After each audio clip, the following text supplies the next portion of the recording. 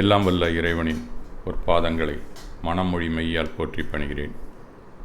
அதிகாலை பிரார்த்தனை வகுப்பிலே கலந்து கொண்டு பிரதிதினமும் கடவுள் வாழ்த்திலிருந்து தொடங்கி மேருமந்திர பாடல் வரை சிறப்பான நிகழ்வுகளை வழங்கி வரும் அனைத்து பங்களிப்பாளர்கள், பார்வையாளர்கள் மற்றும் நெறியாளர், தொடர் தொகுப்பாளர்கள் அனைவருக்கும் எனது பணிவான வணக்கத்தை தெரிவித்துக் கொள்கிறேன்.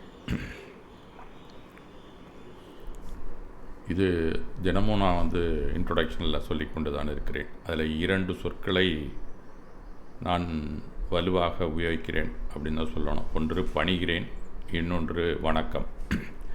போற்றி பணிகிறேன் என்பது எனது குருவை, அவரை தெய்வமாக வணங்குகிறேன். அதனால் அவரை மனதார சொற்களின் வழியே, உடல் அசைவுகளின் வழியே சொல்கிறேன் அப்படிங்கிறது தான் பணிகிறேன்னு என்னுடைய அர்த்தத்தில் நான் கூறுகிறேன். இது பலரும் அப்படி தான் சொல்லி கொண்டு இருக்கிறார்கள். யுவர்ஸ் ஒபீடியன்ட்லி அப்படின்னு சொல்லி நம்ம ஆசிரியருக்கு கூட ஸ்கூலில் கடிதம் எழுதியிருப்போம். லீவ் லெட்டர் எழுதும்போது கீழே ஒபீடியன்ட்லி தான் போடுறது பழக்கம். அலுவலகத்துக்கு போனால் சின்சியர்லி அப்படின்னு போடுவோம்.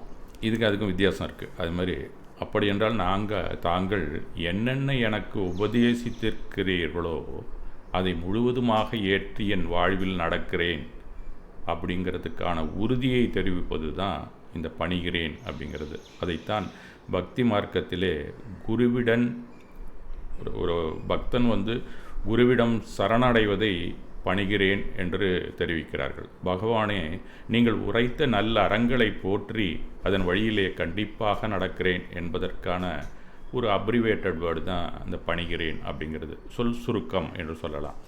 இந்த செய்யுள்களிலே இலக்கணமே சொல் சுருக்கமான வரிகளாக இருக்கும். நீங்கள் செய்யுள் எடுத்துட்டிங்கன்னா எல்லாமே சொல் சுருக்கமாக தான் இருக்கும். ஐயா, உன்னை சரணடைந்தேன், என் வாழ்க்கை ஒளிமயமானது என்பதை நாம் என்று உணர்கிறோமோ அன்று அந்த பணிகிறேன் என்ற வார்த்தை முழுமை பெற்றிருக்கும். அதுபோல் இன்னொரு வார்த்தை நான் என்ன உபயோகிச்சேன்னா வணக்கம் அப்படிங்கிறது. இந்த வணக்கம் ஒரு மரபுப்படி பார்த்தா அதனுடைய அர்த்தம் ரொம்ப வித்தியாசமான கோணத்தில் அதை ஏற்படுத்தி இருக்கிறார்கள் என்று நமக்கு புரியும். இந்த அப்ரிவேஷனை நம்ம கொஞ்சம் பார்த்துடலாமே. இப்போ ஜப்பானுக்கு போகிறோம்னா அங்கே இருக்கிறவங்களாம் நமக்கு வணங்குவாங்க. நீங்கள் சினிமாவில் பார்த்துருக்கலாம். நான் கூட போனது கிடையாது.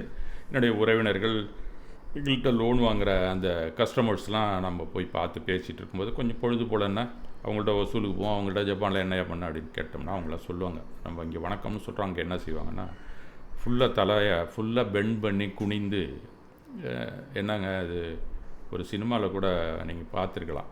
அதை தோமாரி ஆத்தோ அப்படின்னு என்னமோ சொல்லிகிட்டு இருப்பாப்புல. அந்த மாதிரி இல்லைங்க, அங்கே கொன்னிச்சிவா அப்படின்னு தான் சொல்லுவாங்க அப்படின்னு சொல்லுவார் அவர்.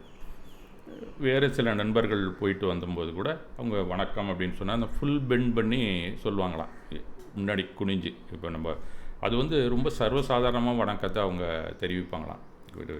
இந்த டோக்கியோ ஸ்டேஷனில் பார்த்திங்கன்னா ஒரு நாளைக்கு அவ்வளோ கூட்டம் வருமா. அந்த கூட்டத்தில் ஒருத்தன் கூட இடிச்சிக்கவும் மாட்டாங்களாம். இப்போ நம்ம சென்டர்லேயோ எக்மூர்லேயோ இருக்கிறது போல் பல மடங்கு கூட்டங்கள் அங்கே வரக்கூடிய ஒரு இடம் அந்த டோக்கியோங்கிறதுல. ஆனால் ஒருத்தர் உரசி கொள்ள மாட்டார்கள். ஒருத்தங்க கூட செல்ஃபோனை எடுத்துகிட்டு பேச மாட்டாங்களாம். வெளியில் வந்துட்டாங்கன்னா செல்ஃபோனை எடுக்கவே மாட்டாங்களாம் யாரும். அவங்கள்ட்ட தான் நம்ம செல்ஃபோனை வாங்கி உபயோகிச்சிட்ருக்கோம். அந்த மாதிரி போகும்போது லேசாக அவங்களோட ட்ரெஸ்ஸு பட்டுட்டா கூட அதை குனிஞ்சு அவங்களுக்கு ஒருத்தர் வணக்கம் சொல்லிவிட்டு சாரி சொல்லிட்டு போயிட்டே இருப்பாங்களாம். அது ஒரு தடவை 2 தடவை கிடையாது, 4-5 தடவை சொல்லிக்கொண்டே செல்வார்களாம். அந்த மாதிரி ஒரு முறை அங்கே இருக்கிறது. அந்த கொன்னிச்சிவா அப்படிங்கிறதுக்கு அதுதான் இலக்கணம் அங்கே. இப்போ அங்கே போனால் வேறு வழியில் நம்ம அப்படி தான் இருக்கணும். தமிழ்நாட்டு மரபு வணங்குதல் அப்படின்னு சொன்னால் இருகரம் கூப்பி வணங்குதல் அப்படிங்கிறது தான் நம்மளுடைய வணங்குதலுக்கான அர்த்தம். அது சிம்பல். நம்ம கை கூப்பி போட்டிருப்போம். க்ஷமாவாணியில் கூட அது போட்டிருப்பாங்க, எல்லோரும் பார்த்துருக்கலாம். வலது கையால் சாப்பிடுகிறோம், அந்த கை இருக்குது. இடது கையால் தூய்மை செய்து கொள்கிறோம், அந்த கையும் அங்கே இருக்குது. வாயால் சாப்பிடும்போது வலது கை, வேறு இடத்துல சுத்தம் செய்யும்போது இடது கை. அப்படித்தானே?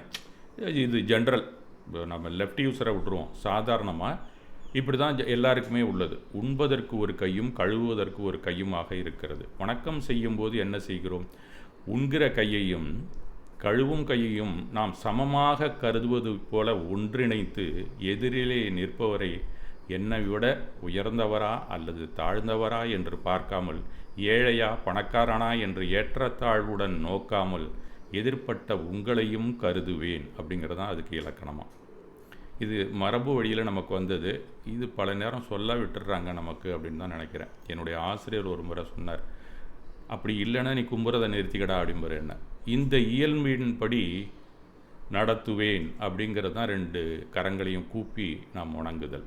உறுதி சொல்வது அதற்கான ஒரு குறியீடு தான் அந்த வணக்கம் அப்படிங்கிறது. அதுதான் வணக்கத்தின் உண்மையான அர்த்தம். அது தெரியாமல் போகிற போக்கில் செயற்கையாக ஒரு வணக்கம் சொல்லிவிட்டு சென்று விடுவோம் இல்லையா, அது நம்மளுடைய மரபு அல்ல அப்படிங்கிறது தான். வணக்கத்திலேயே சமநிலையை நமக்கு தெரிவித்தவர்கள் நம்ம தமிழ் இலக்கிய மரபினர். பல நீதி நூல்களை வழங்கியவர்கள். 18 கீழ்க்கணக்கு நூல்களை நம்ம படித்தோம்னா பல நீதிகளை நாம் தெரிந்து கொள்ளலாம். அதுவே வினைத்தெடுப்புக்கு நமக்கு காரணமாகவே இருக்கும். அதில் 4 நீதி நூல், 18 நூல்களில் 4 காதல் பற்றியும் 1 போர் பற்றியும் வரும். மற்ற 13மே அறம் பற்றி, நீதி பற்றி, நம்ம வாழ்வியல் பற்றி தான் இருக்கும். அதை படித்தாலே நம்ம வாழ்க்கையில் எப்படி வாழ்ந்தால் நமக்கு அந்த கார்மன வர்க்கணை நமக்கு சேராது, எந்த அளவுக்கு வந்தாலும் குறைச்சலாக வரும் அப்படிங்கிறத நம்ம தெரிந்து கொள்ளலாம். இதை விட பெரிய ஒரு விஷயம் நமக்கு ஆரம்பத்துலேருந்து தெரிந்து கொள்ளணுங்கிற அவசியம் இல்லை. அப்புறமா தத்துவங்கள்லாம் படித்து அதற்கேற்ற வாழ்வு முறையை நீங்களே அமைத்து கொள்ளலாம். அதைத்தான் முன்னமே பகவான், மகாவீரர், புத்தர் போன்றோர் உரைத்தார்கள். அப்படி வணக்கம் சொல்வதற்கு ஒரு ஞானம் தேவை. அந்த வணக்கத்தை போல மனதில் சமநிலை உணர்வுடன் எப்போதும் வாழும் ஞானத்தை வழங்கும் அந்த முழுதுணர் ஞானியை நான் பணிகிறேன் அப்படிங்கிறது தான் நான் ஆரம்பத்தில் சொன்னது. அந்த வணக்கத்துக்கும் அந்த பணிகிறேனுக்கும் என்னை பொறுத்த வரைக்கும் இதுதான் அர்த்தம். இப்போ நாம் ஆறுகத உணவு பற்றி சென்ற வாரத்தில் பார்த்தோம். பலவித புற்கள அணுக்களால் உடல், மனம், பாஷா போன்றவை உருவாக்கம் எப்படி உருவானது அப்படிங்கிறத நாம் விவரத்தை பார்த்து வருகிறோம். உணர்வு அடிப்படையிலே மாமிசத்தை விளக்குதல் அப்படிங்கிறத நம்ம பார்த்தோம். அது உணர்வுங்கிறது மனம் பாஷாவுக்கு முன்னாடி உள்ள, அதுக்கும் டெப்த்தில் உள்ள ஏரியா. அது கழிவு அடிப்படையிலே மாமிசத்தை விளக்குதல் நன்கு அறிந்த முற்கால சமண முனிவர்கள் மருத்துவம் அறிந்திருந்தார்கள். அவங்க கண்டிப்பாக எல்லாருமே மருத்துவம் தெரிந்தவர்கள் தான் சமண முனிவர்களாகவும் புத்த துறவிகளாகவும் இருந்திருக்கிறார்கள் அந்த காலத்தில். அதற்கு சான்றுகள் நீங்கள் மதுரையோ எந்த ஒரு பள்ளிக்கு போனாலும் அங்கே மருந்து அரைக்கிற குழி இருக்கும், நீங்கள் பார்க்கலாம். இவற்றை உண்ண வேண்டாம் அப்படிங்கிற ஆலோசனையை நமக்கு அளிக்கக்கூடிய தகுதி அவங்களுக்கு தான் இருந்தது. அவங்க சொன்ன உணவுகளை நாம் ஏற்கும்போது உடலும் நல்லா இருக்கும், மனமும் நல்லாக இருக்கும். அப்புறம் நம்மளுடைய லட்சியமான அந்த விடுதலை நோக்கிய பயணத்திற்கும் அது நமக்கு நன்றாகவே பயனளிக்கும் அப்படிங்கிற உறுதிப்பாட்டில் தான் நமக்கு அளித்திருக்கிறார்கள் உணவு வகைகளை பற்றி. ஸ்தாவர உணவில் அவ்வளவு கேடுகள் இல்லை. அவற்றை கழுவினாலே அதில் இருக்கிற கேடுகள்லாம் பாதி விலகிடும். அதுலேயும் மஞ்சளை கொஞ்சோண்டு போட்டு கழுவுனீங்கனாலே கொரோனா கிருமி கூட வராது அப்படின்னு நமக்கு சொல்லி கொடுத்தாங்க. அப்படியும் விலகாத கழிவுகள் மிகவும் மோசமாக நம்மை பாதிப்பதும் இல்லை. அதுக்கு நம்ம சாதாரண அந்த இதிலே பாவக்காய் சாப்பிட்லாம், வேறு அந்த மணத்தை தக்காளி கீரை இருக்குது அது சாப்பிட்லாம். இந்த மாதிரி அதுக்கு மாற்றாகவும் நமக்கு நம்ம மருந்துகளையும் அவர்கள் வழங்கி இருக்கிறாங்க. இப்போல்லாம் நீங்கள் கடைக்கு போனீங்கன்னா வெர்மிசால் டேப்லெட்டு 50, 115 கொடுப்போம், அதை வாங்கி நீங்கள் கூட போட்டுக்கலாம். அதனால் பகுத்துண்டு பல்லுயிர் ஓம்புதல் என்பதை இயற்கை உலகில் உள்ள ஜீவன்களுக்கு வழங்கிய ஒரு கோட்பாடு. அதை மனதை தவிர வேறு எந்த ஒரு ஜீவராசியினாலும் புரிந்து கொள்ளவே முடியாது, புரிந்து கொள்ளாத மனிதர்கள் தான். மனிதன் மட்டுமே இயற்கை வகுத்த இலக்கணத்தில் அப்பழுக்கமில்லாமல் பயணிக்க முடியும் என்பதே உன்னத உணவு அப்படிங்கிற புரிதல் நமக்கு வந்துவிட வேண்டும். அந்த அடிப்படையில் தான் தாவர உணவில் எல்லாவற்றையும் அப்படியே உண்ண முடியாது அப்படின்னு தான் சொல்லுகிறார்கள். இப்போ நல்ல நாம் அரிசியாக்கி அதை மேலும் சமைத்து தானே உண்கிறோம். அப்படியே அரிசியாக சாப்பிட்றோம், அது கூட ஆகார வர்க்கனை கொடுக்கக்கூடியது தான். ஆனால் நாம் என்ன செய்கிறோம், அதை உணவாக நாம் சாதமாக சமைச்சு சோறாக சமைத்து தான் நாம் உண்ணுகிறோம். அப்போ அதில் ஏதோ ஒரு ஞானம் கூடுதலாக அங்கே வருகிறது. அப்போ நாம் எல்லா விஷயத்தையும் அப்படியே ராவாக நம்ம செய்கிறதில்ல. உணவுப் பொருளில் கூட நாம் என்ன மாதிரி சமைத்து உண்ண வேண்டும், என்ன பதத்தில் சாப்பிட வேணுங்கிறது கூட ஒரு ஞானத்தின் அடிப்படை தான். அந்த மாதிரி நாம் ஞானத்தின் வளர்ச்சியை நோக்கி செல்லும்போது என்ன உணவு உண்ண வேண்டும் அப்படிங்கிறதுலையும் அந்த ஞானம் தான் தீர்மானிக்க வேண்டும். அந்த மனித அறிவு வளர்ச்சிக்கான அத்தாட்சி அதுவே ஞானம் என்பது. தவ ஒழுக்கத்தில் ஈடுபடும் போது விழிப்புணர்வுடன் எப்போதும் இருக்க யோகிகள், ஞானியர்கள் உறங்கும்போது கூட விழிப்புடன் இருப்பார்கள். அப்போதுதான் தவ வாழ்வில் பல படிநிலைகளை அவர்களால் கடக்க முடியும். நம்ம போல் விழித்து கொண்டே இருக்கும்போதும் தூங்கி கொண்டிருக்க மாட்டார்கள். அதுவும் மாமிச உணவு உண்டால் கேட்கவே வேண்டாம். 1½ மணி நேரமாவது நம்ம கண்ணை முழித்திருந்தாலும் தூங்கத்தான் வேண்டி வரும் அப்படின்னு இப்போவும் டாக்டர்ஸ் சொல்கிறாங்க. நியூட்ரிஷனிஸ்ட் அப்படின்னு சொல்கிறவங்களாம் சொல்லி கொண்டு தான் இருக்கிறார்கள். அதனால் தவ ஒழுக்கத்தின் வழியே தன் ஞான வளர்ச்சிக்கான பயிற்சியை மேற்கொள்ளும் எந்த ஒரு தவசீலரும் மாமிசம் மட்டுமல்ல, சில வகை தாவரங்களையுமே நாம் விலக்கித்தான் சாப்பிட வேண்டிய நிர்பந்தம் கட்டாயம் உள்ளது. அது தவ ஒழுக்க நெறியின் அடிப்படையிலான உணவேற்கும் முறை நியமம் அப்படின்னு தான் சொல்லப்படுகிறது. இப்படியாக உணவு பற்றிய அறிவு வளர்ச்சியில் உருவானது தான் தாவரத்திலும் கூட சில வகை உணவுகளை உண்ணாமல் பிற ஜீவராசிகளை ஓம்புவதற்காக நாம் தியாகம் செய்ய வேண்டியுள்ளது. அதனால்தான் தாவர அணுத்திரள்களை மட்டுமே உண்டு வாழும்படி சமணம் வழிகாட்டுகிறது. அதிலும் கீரைகள் கிழங்குகளை தவிர்க்கும் போது பூஞ்சையிலிருந்து நம்மை காப்பாற்றிக் கொள்ளலாம் அப்படின்னு சொல்லப்படுகிறது. பூமிக்கு மேற்பரப்பில் உள்ள தாவரங்கள் அளிக்கும் புற்கள அணுத்திரள்களையே நாம் உண்ண அணுகப்பெருமான் நமக்கு பரிந்துரை அளித்துள்ளார். தாவர உணவிலும் ஆறுகத உணவே சிறந்த ஒன்று என்பதை நாம் புரிந்து கொள்ள வேண்டும். வேறு உணவுகள்லாம் சொல்லுகிறார்கள். தாவர உணவு கூட சைவ உணவு இருக்குது, இன்னும் வகையெல்லாம் வேகான் அப்படின்னு கூட சொல்கிறான். இந்த மாதிரி உணவுகள் எல்லாம் ஆமாம் ஜெயின் மீல்ஸ் அப்படின்னு ஆங்கிலத்திலே நீங்கள் ஃப்ளைட்டுக்கு போனால் கூட ஜெயின் மீல்ஸ் நீங்கள் ஆப்ஷன் பண்ணலாம். இப்போ அந்த மாதிரிலாம் வந்துடுச்சு. ஆறுகத உணவே சிறந்த ஒன்று என்பதை நாம் புரிந்து தினமும் அதன்படி உண்டு வாழ்வதே முழு ஆரோக்கியத்திற்கும் வழிவகுக்கும் என்பதை நாம் இதுவரை கண்டோம்.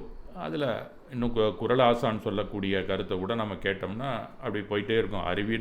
அறிவினான ஆகுவதுண்டோ பிரிதின் நோய், தன்னோய் போல் போற்றா கடை அப்படின்னு ஒரு குறள் இருக்குது. மற்ற உயிரின் துன்பத்தை தன் துன்பம் போல் கருதி காப்பாற்றாவிட்டால் பெற்றுள்ள அறிவினால் என்ன பயன் உண்டோ அப்படிங்கிறார். அப்போ நம்ம ஆகாரத்தில் அவர் சொன்ன அந்த ஞானத்தையும் நாம் புகுத்தி தான் பார்க்க வேண்டிய கட்டாயம் இருக்கிறது. அது மட்டும் இல்லாமல் அடுத்த லெவலில் கொல்லான் புலாலை மறுத்தானை கைகூப்பி எல்லா உயிரும் தொழும். இது எல்லாருமே சொல்லுவாங்க. சாதாரணமாக நீங்கள் யார்கிட்ட கேட்டிங்கனாலும் எந்த மீட்டிங்கில் கேட்டிங்கனாலும் இந்த குறளை சொல்லாமல் இருக்க மாட்டார்கள். ஆகவே தாவர உணவிலும் சிலவற்றை தவிர்ப்பதற்காக அமைவது சைவ உணவை விட மேலான உணவு.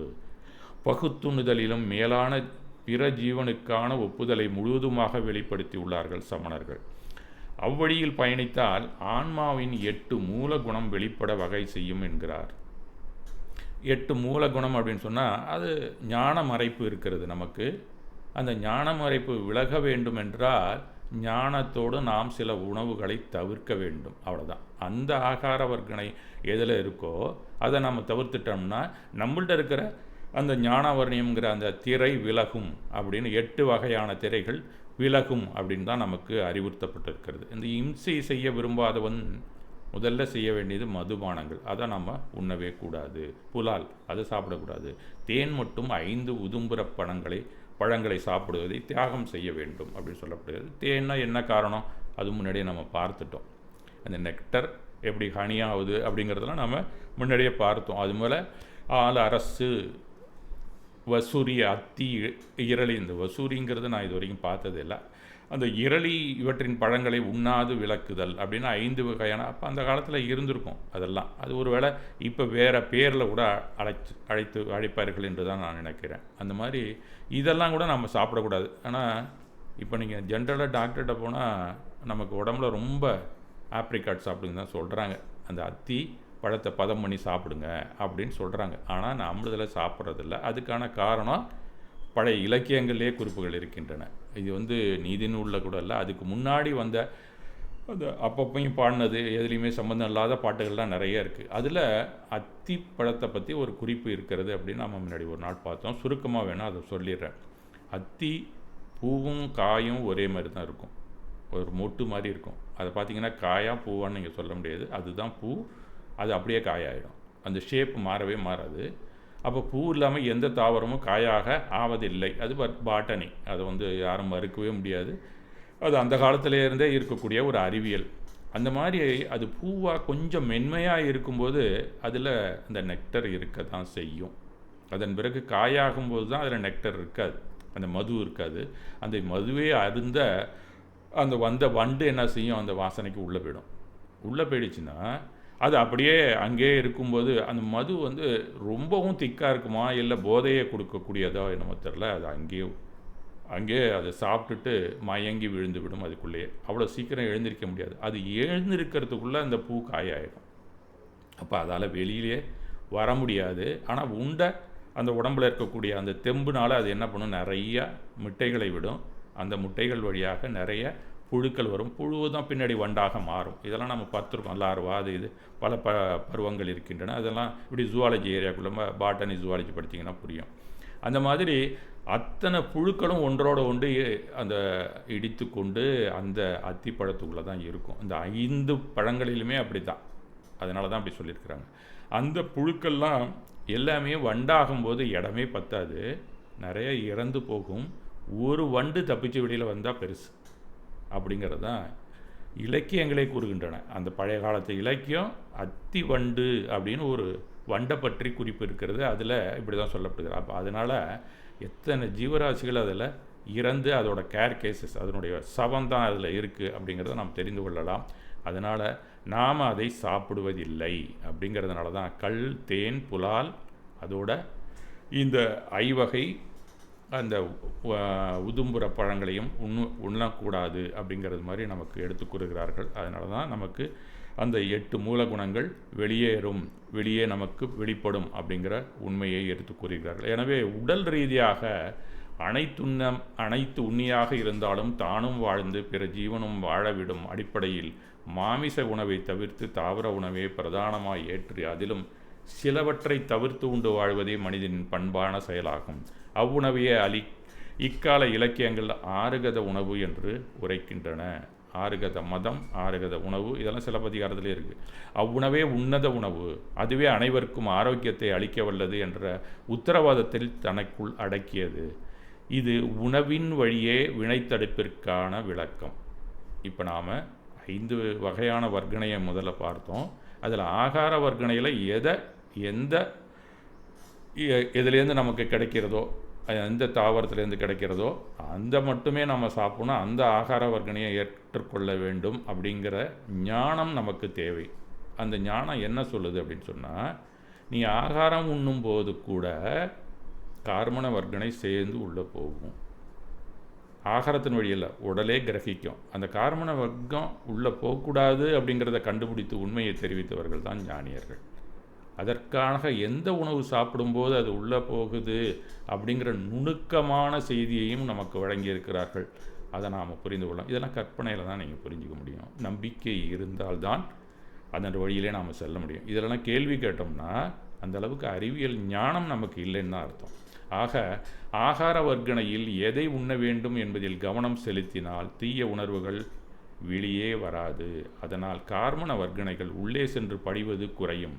இல்லாவிடில் நாம் கண்ட ஆகார வர்க்கணையை ஏதோ நமக்கு பிடிச்சதெல்லாம் சாப்பிட்டோம்னா அதற்கு கார்மண வர்க்கணையும் அதே அளவுக்கு உள்ளே போய் எப்படி நம்ம உடல் பெருக்குதோ அது மாதிரி கார்மண உடலும் பெருத்து கொண்டே இருக்கும் என்பது தான் கணித ரீதியாக மெய்ஞானத்தை நமக்கு பகவான் அளித்துள்ளார். இதை புரிந்து கொண்டு அவருடைய தத்துவத்தை விளக்கமாக புரிந்து கொண்டால்தான் நம்ம ஆகார நியமங்கள் என்னென்ன நமக்கு கொடுக்கப்பட்டிருக்கிறதோ அந்த அடிப்படையிலே நாம் உண்டு வாழ்வோம் அப்படிங்கிறது தான் நாம் தெரிந்து கொள்ள வேண்டிய உண்மை. இப்போ ஆகார வர்க்கணை முடிஞ்சு போச்சு. எப்படி கார்மண வர்க்கணை 2க்கும் தொடர்பு படுத்தி கூறுகிறாரோ அதே போல் மனோவர்க்கணைக்கும் கூறுகிறார். அதுதான் பக்கமாக எழுதியிருக்கார். மனப்பக்குவத்துக்கு அதுக்கு தான் எழுதியிருக்கார். ஏன்னா மனோவர்க்கணையை எப்படி நீ பயன்படுத்தணும் அப்படிங்கிற ரீதியை சொன்னாதான் கார்மண வர்க்கணை உள்ளே போகாது. இந்த மனோவர்க்கணை வழியாக பல செய்திகளை நமக்கு அளித்திருக்கிறார்கள். அதுதான் நல்லொழுக்கத்தில் வரும்.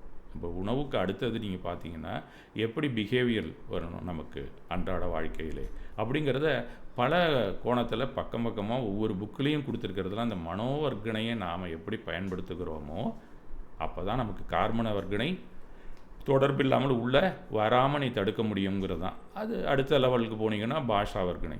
இந்த மனோவர்க்கணை எண்ணத்தை கொடுக்கக்கூடியது. அப்போ எண்ணம் தானே நமக்கு உள்ள அனுப்பும். அந்த பாவனை தானே நமக்கு வினை பந்தத்துக்கு காரணமாகிறது. அதுக்கு அடுத்தது என்ன? பாஷா வர்க்கணை. அந்த மனோவர்க்கணை ஆகார வர்க்கணை இது 2ம் எண்ணத்துக்கும் உடல் செயல்பாடுக்காக நமக்கு வழங்கப்பட்டது. அடுத்தது பாஷா வர்க்கணை. இந்த பாஷா வர்க்கணை சில பேருக்கு தான், மனிதர்களுக்கு இருக்குது, மற்ற விலங்குகளுக்கு அந்த அளவுக்கு அது செயல்படலை. அப்போ பாஷா வர்க்கணை எது மேலோங்கி இருக்கக்கூடிய மனிதன் அதன் வழியாகவும் கார்மண வர்க்கணை உள்ளே செல்வதை தடுக்க வேண்டும் அப்படிங்கிறதும் அவர் சொல்லுகிறார். அப்போ மனம் அப்படிங்கிறது எண்ணம், சொல், செயல், இந்த மூன்றுமே இந்த வர்க்கணையின் அடிப்படையிலும் நாம் அறிவியல் ரீதியாக தெரிந்து கொள்ளலாம் அப்படிங்கிறது தான் உண்மை. எந்த ஒரு கூட்டத்துக்கு போனாலும் முன்னமே நாம் தயாரித்து கொள்ளாமல் போவதில்லை. ஜென்ரலாக இப்போ நானும் ஏதோ ஒரு ஹிண்ட்ஸ் எடுத்துகிட்டு வந்து தான் படிக்கணும், இல்லைனா எதை வேணாலும் சொல்லிட்டு போகலாம். அது பொருந்தக்கூடிய சொற்களாக இருக்காது. அப்போ என்னுடைய பாஷா வர்க்கணை சரியில்லைன்னு அர்த்தம். சம்மந்தம் இல்லாமல் பேசி கொண்டிருந்தால் என்னுடைய பாஷா வர்க்கணையை நான் சரியாக உபயோகிக்கவில்லை அப்படின்னு அர்த்தம். அப்போ எனக்கு அது சம்பந்தப்பட்ட ஞானம் இல்லை, அறியாமையில் நான் இருக்கிறேன். அறியாமல் வந்துச்சுனாலே கார்மண வர்க்கணை உள்ளே போக ஆரம்பிச்சிடுச்சுன்னு அர்த்தம்.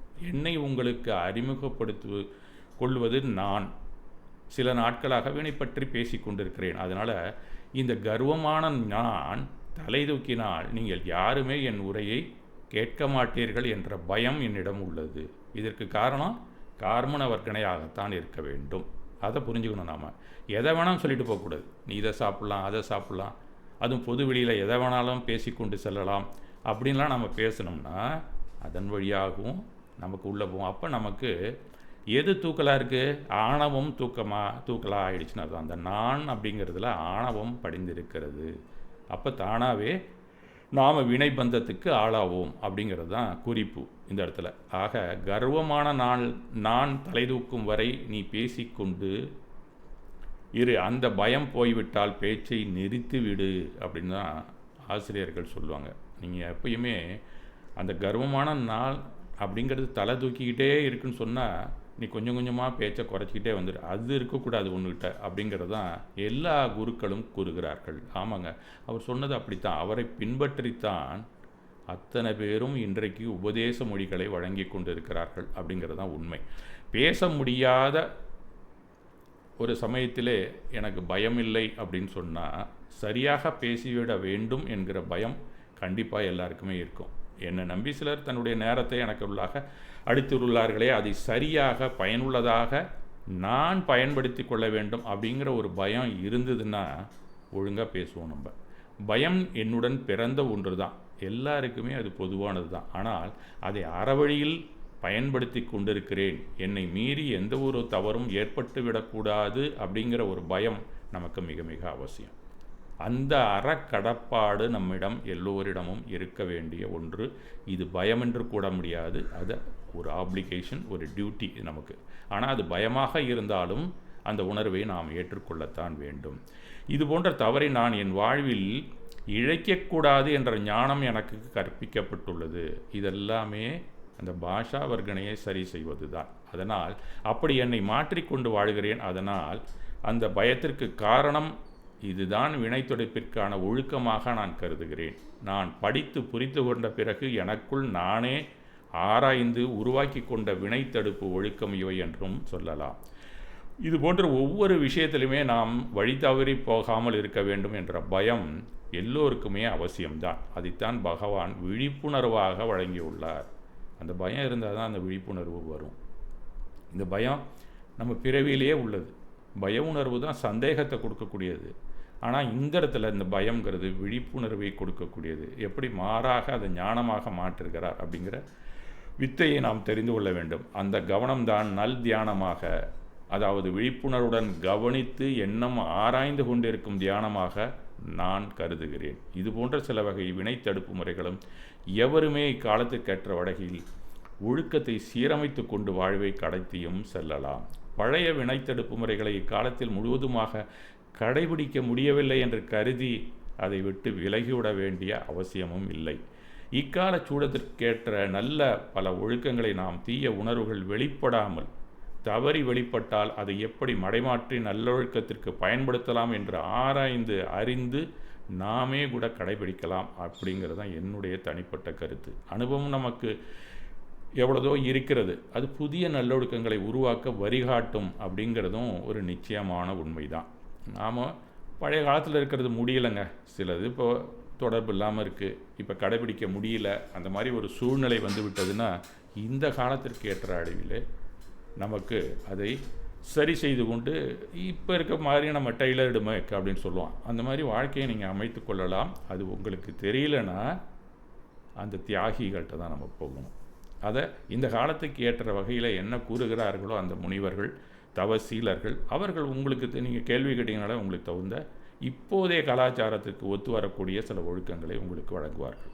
இதெல்லாம் பூர்வத்தில் இருக்கா, மூலத்தில் இருக்கா அப்படின்னு பார்த்தா அதனுடைய வேர்பகுதி தான் இருக்கும். ஆனால் வெளியில் இருக்கக்கூடிய கலாச்சாரத்தில் அப்போ இருந்திருக்காது.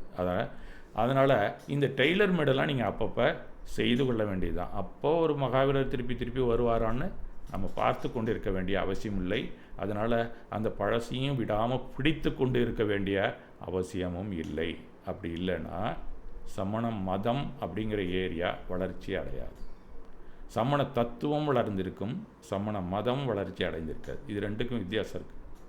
ஏன்னா மதம்ங்கிறது சில செட் ஆஃப் அந்த தத்துவங்கள் ஃபிலாசபிக்குள்ளே வரையறுத்து நம்மளுடைய வாழ்க்கை முறையை வழங்குவது தான் மதம். அத்தனை ஃபிலாசபியும் நீங்கள் எடுத்துக்கொள்ள முடியாது, ஒருத்தரே எடுத்துக்கொள்ள முடியாது. அதுலேயும் 2 பிரிவுகள் இருக்கின்றன. அந்த அடிப்படையிலே நம்ம மதம் எப்படி இருக்கணும், இந்த காலத்துக்கு எப்படி அந்த ஃபிலாசபியை சரி செய்து நம்ம வாழ வேண்டும் அப்படிங்கிற ஏரியாவை நாம் புரிந்து கொண்டால், என்னடா இந்த மதம் இப்படி அழியுதே அப்படிங்கிற ஆதங்கம் நமக்கு வரவே வராது. இந்த மதம் இன்றைக்கு வளர்ச்சி அடையாமல் இருக்குது அப்படிங்கிற ஆதங்கத்துக்கு காரணம் அந்த டெய்லர் மேடு இல்லாதது தான். அதை கொஞ்சம் சரி பார்த்துக்கணும். ரொம்பவும் தீவிரமாக போய்கொண்டே இருந்தால் பின்னாடி நிறைய பேர் வெளியில் போயிட்டே தான் இருப்பான். இன்றைக்கி பக்தி மார்க்கம் வேணாம், அதில் ஏகப்பட்ட ஃபில்டர் கொண்டு வந்தீங்கன்னா பல பேர் எங்கே பக்தி மார்க்கம் மரபிலே இருந்ததோ, எங்கள் தாத்தா என்ன கும்பிட்டாரோ, எந்த சாமியை கும்பிட்டாரோ அங்கே கும்பிட போயிடுவான். வெளியில் இங்கே கும்பிட மாட்டான். இங்கே தான் நீங்கள் வேண்டாம்பீங்களே, அப்போ அங்கே போயிடுவான் ஆட்டோமேட்டிக்காக. அப்போ மதம்ங்கிறதுல மெயினாக ரோல் என்னன்னு பார்த்தீங்கன்னா கோயில், பக்தி மார்க்கம், அதற்கான ஃபைனான்ஷியல். அப்போ உங்கள் காசு பூரா வேறு உண்டியலுக்கு தான் போயிட்டுருக்கோம். இந்த தத்துவமும் நம்ம தெரிந்து கொள்ள வேண்டியதாக இருக்கிறது. அப்போ ஆதங்கப்பட்டு ஒன்றும் புண்ணியமே கிடையாது. இதை செய்யாத அதை செய்யாதன்னு பக்தி மார்க்கத்தில் நம்ம போக தத்துவம் நமக்கு தெரிஞ்சிருக்கலாம். அந்த தத்துவத்துக்கு ஏற்ற தனி மனித வாழ்க்கையை தான் நம்ம மாற்றிக்கொள்ள முடியும். ஒட்டுமொத்த சமண சமூகத்தையே மாற்ற வேண்டும் அப்படின்னு வந்துட்டால் யாராலையும் அதை மாற்ற முடியாது. அது பழைய காலத்தில் ஏதோ ஒரு காரணத்தினால மடைமாற்றப்பட்டிருக்கும், சில டெய்லர் மேடு பண்ணி தான் இருக்கும். அந்த வழியில் நாம் சென்று தான் ஆக வேண்டும். ஆக மதம் என்று ஒன்று இருந்தால் இந்த தனித்துவமான அந்த தத்துவங்களை முழுவதுமாக கடைபிடிப்பது எல்லோராலும் முடியாது. அது அந்த காலத்துக்கேற்ற மாற்றங்கள் கொண்டு வரும். ஏன்னா நம்மள்ட்ட சொல்ல மாட்டான், அவன் தானாகவே மாற்றி கொண்டு தான் வாழ்வான். அவங்களுக்கு எய்த்தாப்புல நடிப்பான். அங்கே போனால் தலையில் 2 குட்டு போட்டுட்டு தான் சாமி, நம்ம சாமியை சில பேர் கும்பிடுவோம். அதெல்லாம் ஒன்றும் பண்ண முடியாது. அதை போய் நீ செய்யக்கூடாது, நீ இந்த அபிஷேகம் பண்ணாத, அதை பண்ணாதன்னு ஒன்றுனா நம்ம வெட்டிக்கிட்டே இருந்தால் கூட்டம் வெளியில் தான் போயிட்டுருக்கோம். அப்புறம் குறைஞ்சி போச்சேன்னு ஆதங்கப்படுறதுல எந்த அர்த்தமும் இல்லை அப்படிங்கிறத இதை யாரெல்லாம் சொல்கிறாங்களோ அதெல்லாம் நாம் அவங்கள தப்புன்னு நம்ம சொல்லலை. அவங்களுடைய ஆதங்கம் அது கரெக்டு தான். ஆனால் இது இந்த காலத்துக்கு ஒத்து வராது அப்படிங்கிறத மனசுக்குள்ளே போட்டு எது வேணுமோ அதை மட்டும் நாம் எடுத்துக்கொண்டு அந்த மாதிரி அன்னம் போல் வாழ வேண்டிய ஒரு கட்டாய சூழல் இன்றைக்கு சமண மதத்தில் இருக்கிறவங்களுக்கு வந்திருக்கிறது. அதை மட்டும் நாம் எடுத்துக்கொள்ள வேண்டும். இப்போ நான் சொல்கிறது கூட பழைய மரபில் இருக்கிறவங்க ஊறி போனவங்களுக்கெல்லாம் பிடிக்காது கண்டிப்பாக. அதனால் என்ன பண்ணுறது, சமண மதம் வேண்டியிருக்க, நமக்கு பின்னாடி இருக்கணும்ல. நம்ம தத்துவம் யார் கொண்டு போய் சேர்க்குறா? நமக்கு பின்னாடி இருக்கக்கூடியவங்க, நம்ம பாரம்பரியத்தில் வந்தவங்க, நம்ம பரம்பரையில் வந்தவங்க தானே கொண்டு போய் சேர்க்க முடியும். அதுவே இல்லாமல் போயிடுச்சுன்னா வேறு பரம்பரையிலேயோ எங்கேயோ மதம் மாறி போயிட்டே இருப்பான். வாயால் சொல்ல மாட்டான், அவன் நடவடிக்கையிலேயே அதை செய்து கொண்டு இருக்கிறான். அதை நம்ம கண்ணாலே பார்க்குறோம். அதனால் இது வேணாம் அது வேணாம். நமக்கு உண்மையான அமைப்பு அப்படின்னு சொன்னால் ஆலயம்தாங்க. ஒரு மதத்திற்கு உண்மையான அமைப்பு அப்படின்னு சொன்னால் மதம் தான். ஒரு மதத்துக்கு ஆலயம்தான் அமைப்பு. அதில் தெய்வத்தை ஏன் வச்சுருக்கோம், ஏன் பக்தி மார்க்கம் வச்சுருக்கோம்னா அன்னைக்கு தான் கூட்டமே நடக்கும். எந்த ஒரு ஆர்கனைசேஷனுக்கும் ஒரு நாளைக்கு நீங்கள் கூட்டி அன்னைக்கு நீங்கள் பேசி முடிவெடுப்பீங்க. ஆலயத்தில் அன்னன்னைக்கு கூடுவான், அன்னன்னைக்கு முடிவெடுக்கலாம். இதற்கான அமைப்பு தான் ஆலயம். அப்போ அந்த ஆலயத்தில் பக்தி முறை எப்படி இருக்க வேண்டும் அப்படிங்கிறது அந்த மெம்பர் குறையாமல் இருக்கிறதுக்கான ஏற்பாடுகள் அங்கே இருக்க வேண்டும். இதுதான் உள்ளுக்குள்ளே இருக்கிறது. அங்கே போனீங்கன்னா நீங்கள் மோட்சத்துக்கு போகிறதெல்லாம் 2வது. பகவான் தரிசனம், திஷ்ட துரோகம், அது இது ஏகப்பட்டது இருக்குது. ஆலயத்தை பார்த்தோன்னே ஸ்தோத்திரம் இருக்குது, பகவானை பார்த்தோன்னே ஸ்தோத்திரம் இருக்குது, எல்லாமே இருக்குது. ஆனால் ஆலயம் எதுக்கு? அடிப்படையில் எதுக்கு தான்? மதம் குறையக்கூடாது. வளர்ச்சி அடையணும்னா ஆலயங்கள் வளர்ச்சி தான் வேணும். ஆலயங்களை விட்டு இப்போ நம்ம எல்லாம் என்ன பண்ணிட்டோம்? ஆலயத்தெல்லாம் விட்டுட்டு எங்கேயோ உட்காந்துட்டு எங்கள் கோயில் வீணாக போயிடுச்சுன்னு சொல்லிகிட்டு இருக்கோம். இப்போ அந்த ஏரியாக்குள்ளே நம்ம போக வேண்டாம், சப்ஜெக்ட் வேறு மாதிரி போயிட்டுருக்கோம். வாழ்க்கை என்பது நத்திங் பட் லேர்னிங். இது அடுத்த லெவல். இப்போ எப்படி கார்மன வர்க்கணையை நாம் குறைத்து கொள்ளலாம் அப்படிங்கிற அடுத்த ஸ்டெப் என்னன்னு பார்த்தா, வாழ்க்கை என்பது நத்திங் பட் லேர்னிங் அப்படின்னு தான் சொல்லப்படுகிறது. வாழ்க்கை என்பது ரொம்ப பெருசாக பேசப்படுகிறது, ஆடம்பரமாக சொல்லப்படுகிறது. ஆனால் அவ்வாறு இல்லை. இதுதான் தத்துவ ஞானிகள் எல்லாம் சொல்லுகிறார்கள். உற்சாகம், கொண்டாட்டம், உறவு, நட்பு இதெல்லாமே இரண்டாம் பட்சம்தான். ஆனால் அதை தான் நாம் ப்ரைமரியாக வச்சுருக்கோம், செகண்டரியில் தள்ளவே இல்லை. வாழ்க்கையில் வரும் இடைவெளியை இட்டு நிரப்புவதற்குத்தான் இந்த உற்சாகம், கொண்டாட்டம், உறவு, நட்பு எல்லாமே. அதுவே வாழ்க்கை இல்லை. வாழ்க்கை என்பது கற்றுக்கொள்ளுதல், கணநேரம் கற்றுக்கொண்டே இருப்பது. அது மட்டுமல்ல, பிறருக்கு கற்பித்து கொண்டே இருப்பதும் தான். யார் ஒருத்தன் கற்றுக்கிறானோ அவன் வாயை மூடிட்டு சும்மா இருக்க முடியாது. மோஸ்ட்லி யாராலையும் எனக்கு ஊமையை தவிர மற்றவங்க ஊமை கூட சைன் லாங்குவேஜில் அடுத்தவங்களுக்கு சொல்லி கொடுத்துருவான். அப்போ கற்பித்து கொண்டே இருப்பதும் இப்போ 2 விஷயந்தான் வாழ்க்கையில் பிரதானமாக நடந்து கொண்டு இருக்கிறது. உணவு ஏற்பது, போக்குவரத்தெல்லாம் இதுக்காக தான். அப்போ கற்றுக்கொண்டே இருப்பது, கற்பித்து கொண்டே இருப்பது. நாம் யாருக்கோ எதையாவது கற்றுக் கொடுத்து கொண்டே இருக்கிறோம். அது துரோகமாக கூட இருக்கலாம், அது வருத்தமாக கூட இருக்கலாம். இதையும் நம்ம கற்றுக் கொடுத்துக்கிட்டு தான் இருக்கோம் மற்றவங்களுக்கு. இதை கற்றுக் கொடுக்கலாமா, கற்றுக் கொடுக்கக்கூடாதா அப்படின்னா, நாம் அதை கற்றுக்கொண்டு இருக்கிறோம் அப்படிங்கிறது தான் அர்த்தம். அப்போ கற்றுக் கொடுக்குறோம் அப்படின்னு சொன்னால் நாம் என்ன கற்றுக்கொண்டு இருக்கிறோமோ அதுதான் வெளியில் வரும். லைஃப் நெவர் ஸ்டாப் டீச்சிங்ஸ் என்று புத்தர் கூட சொல்கிறார். வாழ்க்கை ஒருபோதும் கற்றுக் கொடுப்பதை நிறுத்துவதே இல்லை. அதுவும் மொழியால், உடலால் பிறருக்கு சொல்லிக் கொடுத்து கொண்டே இருக்கிறோம். ஆனால் நாம் கற்றுக்கொள்வதை ஒரு நிலையில் நிறுத்தி விடுகிறோம். அதில் எல்லாம் என்ன கற்றுக்க முடியும் அப்படின்னு நாம் நினைக்கிறோம். இதிலெல்லாம் என்னையா பெருசாக இருக்குது அப்படின்னு நம்ம நினைக்கிறோம். ஆனால் எல்லா விஷயத்துலேயும் கற்றுக்கிறதுக்கான ஏதோ ஒரு கூறு இருக்கத்தான் செய்யும். இது தவறான கருத்து. அலட்சியம் நம்மிடம் அடிக்கடி வந்து கொண்டே இருக்கிறது. அதனால் இதுபோல் இல்லாமல் இந்த இயற்கை ஞானியர் வாழ்வில் ஒவ்வொரு கணமும் என்ன கற்பித்ததோ அதை செவ்வனே கற்றுக்கொண்டதனால்தான் அவர்கள் நமக்காக நல்லவற்றை செம்மையான வழிகாட்டுதல் வழியிலே சீரிய முறையிலே கற்பிக்க முடிந்தது அப்படிங்கிறதான் உண்மையான கருத்து. இப்போ நம்ம என்ன கற்றுக்கிறோமோ அதுதான் வெளியில் வருது. அவர் இயற்கையின் நியதி என்ன, இயற்கையின் விதி என்ன அப்படிங்கிறத பகவான் ஸ்தானத்தில் யார் இருக்காங்களோ, எந்த ஞானியர்களோ அவர்கள் கற்றார்கள், அதை நமக்கு கற்பிக்கிறார்கள். இதை நாம்ளே செஞ்சால் கண்டிப்பாக நாமும் அவர் என்ன சொல்கிறாரோ அதுக்கு ஈக்குவலாகவோ கிட்டத்தட்ட அதை நெருங்கி கூட நம்மளால் வாழ முடியும் அப்படிங்கிறதான் அவர் உபதேசம் செய்கிறார். நாம் அவர் போல கற்றுக்கொள்ள ஆரம்பித்தால் கண்டிப்பாக முழுமையான ஞானத்துடன் ஒரு நாள் திகழ்வோம். இதற்குத்தான் நமக்கு பகுத்தறிவு அப்படிங்கிறது வழங்கப்பட்டிருக்கிறது. இதுவே நாம் தெரிந்து கொள்ள வேண்டிய பாடம். இது ஒரு நில்லாத செயல்முறை, நெவர் எண்டிங் ப்ராசஸ். நாம் உலகிலே கற்றுக்கொண்டே இருப்பது, பிறருக்கு கற்பித்து கொண்டே இருப்பது என்பது கற்றுக் கொடுக்க தயங்கவே கூடாது அப்படிங்கிறது ரொம்ப முக்கியம். எனக்கு தெரிந்த வாழ்க்கை ரகசியங்களை, சந்தோஷமாய் வாழ்வது அப்படிங்கிற ரகசியத்தை, எப்படியெல்லாம் கடினமான பிரச்சனைகளை திறக்கக்கூடிய, கடினமான பூட்டுகளை திறக்கக்கூடிய சாவி கிடைத்ததும் அப்படியே நம்ம பைக்குள்ளே போட்டுக்கக்கூடாது. அதை மற்றவங்களுக்கும் சொல்ல வேண்டும். இதை இதமாக, இனிமையாக நமக்கு வழங்கியவர்கள் தான் மகாவீரர், புத்தர் போன்ற ஞானியர்கள் தான். அவர்களெல்லாம் பிரச்சனைகளுக்கு தீர்வுகளை அவங்க அவதானித்திருக்கிறார்கள். அதனால தான் நமக்கு கொடுக்கிறார்கள். எதுவுமே சும்மா கற்பனையிலே எல்லாத்தையும் சொல்லிட்டு போயிட்டாங்க அப்படின்னு நம்ம சொல்லவே முடியாது. அதை நம்ம பிரயோகிக்கும் போது நாம் வெளியில் வர்றோம்ல, அப்பயே நம்ம தெரிந்து கொள்ளலாம் அவர்கள் சரியான தீர்வைத்தான் நமக்கு அளித்திருக்கிறார்கள் அப்படிங்கிறது. அவர்கள் அதை குருவாக ஏற்றால் நல்ல வாழ்வு முறையை, வாழும் கலையை கற்றுக்கொள்ளலாம். கற்பதில் முதன்மை நல்ல குருவை நேசிப்பது, பக்தி கொள்வது. இப்போ அது உதாரணமாக நம்ம சொன்னோம்னா வரலாற்றிலேருந்து கூட நம்ம சொல்லலாம். அலெக்சாண்டர் பிறக்கிறான். அலெக்சாண்டர் பிறக்கும்போது அவங்க தந்தை, அவர் பேர் பிலிப்.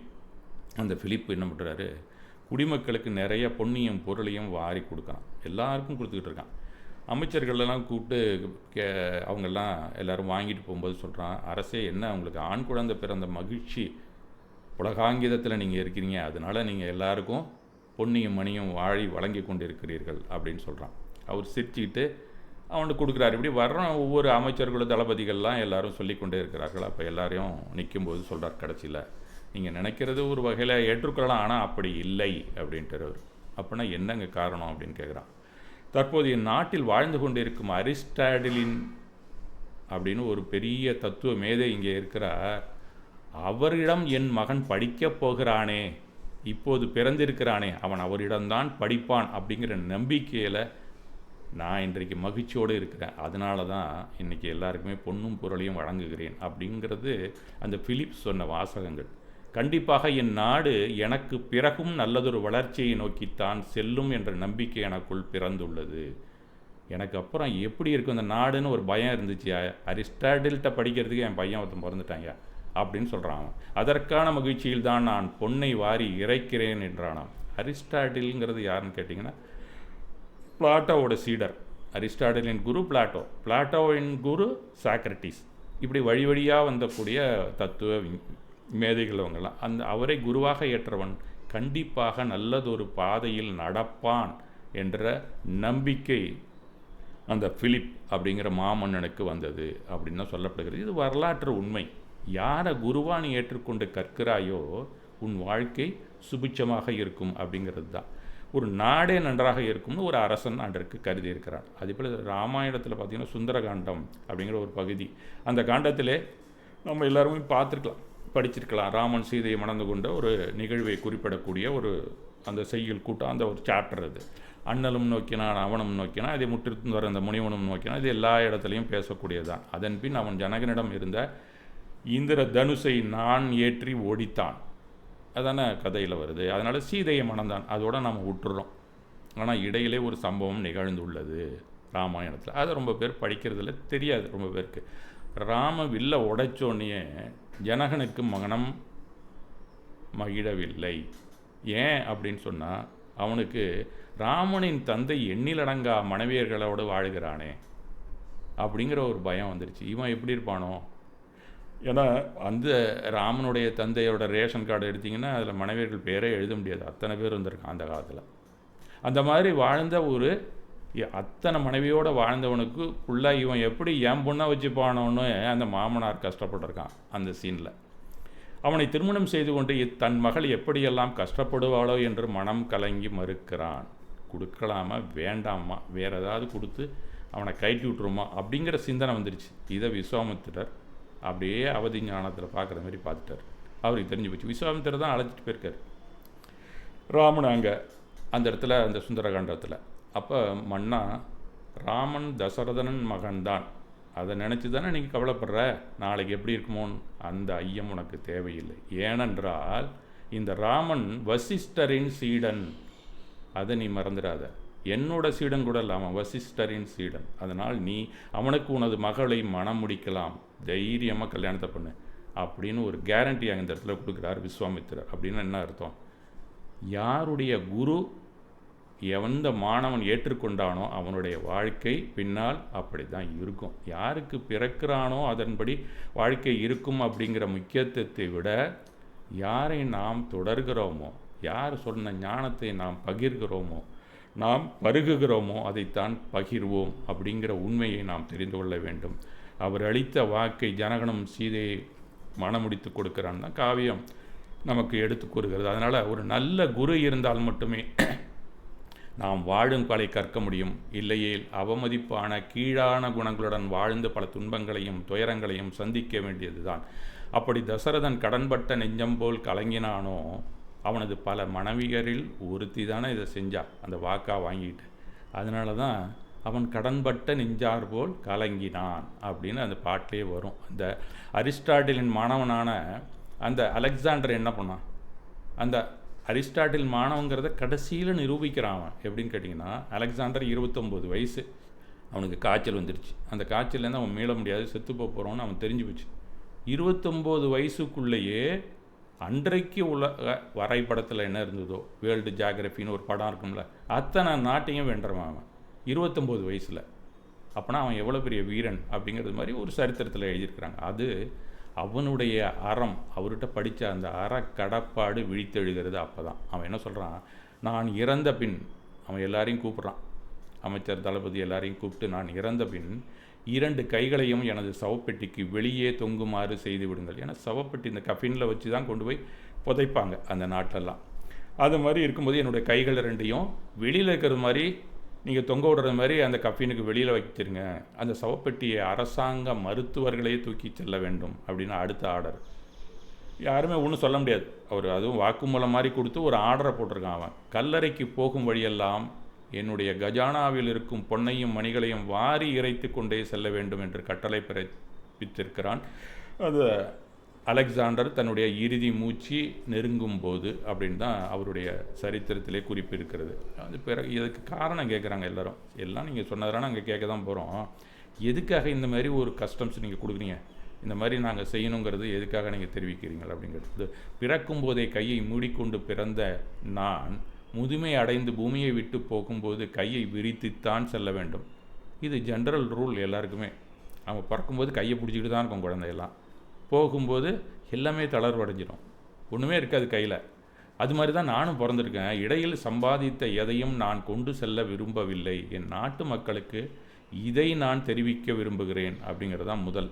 அடுத்ததாக, மரணம் என்ற நோய் வரும்போது அதை யாராலும் வெல்லவே முடியாது. மரணத்தை எவனாலையும் வெல்ல முடியாது. அதுக்கு உதாரணம், நமக்கு நோய் வந்தால் யார் தீர்வளிக்கிறாங்க? மருத்துவர்கள். அதனால தான் எங்கள் அரசாங்க மருத்துவர்கள் யார் யாரெல்லாம் இருக்கானோ அத்தனை பேரையும் என்னுடைய பொட்டியை தூக்க சொல்கிறான்ட்டான். இவங்களால் கூட காப்பாற்ற முடியாதுடா, மருத்துவர்களால் காப்பாற்ற முடியாத ஒரு நோய் இருக்குன்னா அது மரணம் தான் அப்படிங்கிறது பொதுமக்கள் தெரிந்து கொள்ள வேண்டும் அப்படிங்கிறான்.